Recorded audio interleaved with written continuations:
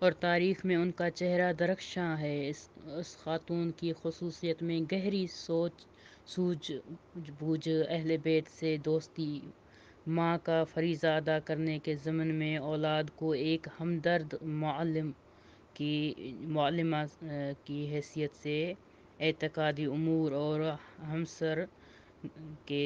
جو ہے مسائل اور ایک دوسرے سے معاشرت کے آداب سکھانا قابل جو ذکر ہیں۔ بہت سی تاریخ کی کتابوں میں ان کے خاندان کی جو ہے 11 ماؤں کا ذکر کیا گیا ہے، جو سب شریف اور اصل عرب خاندانوں میں سے تعلق رکھتی تھیں، اور وہ حقیقت میں شجرہ طیبہ کے مصداق تھیں، جس کی جڑیں زمین میں اور شاخیں آسمانوں میں پھیلی ہوئی ہیں، اور ان پاک درخت کا پھل بے شک عباس بن علی اور عثمان بن علی وغیرہ تھے۔ اس خاتون کا خاندان ایک بنیادی اور جلیل القدر خاندان تھا، جس کے افراد بہادری اور جو ہے ایک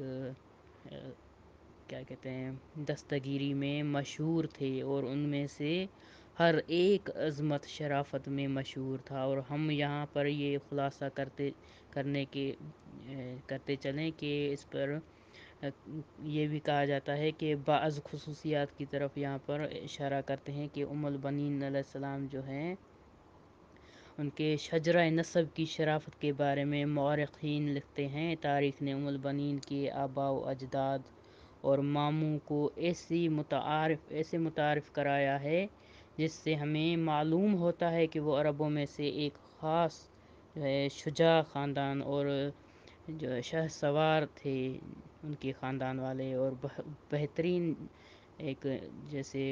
بہادر ترین شرافت، ہر چیز عظمت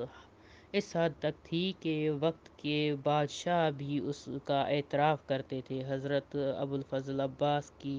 والدہ گرامی کے شجرہ نسب کے بارے میں تاریخ کی کتابوں میں بہت سے مطالب بیان کیے گئے ہیں۔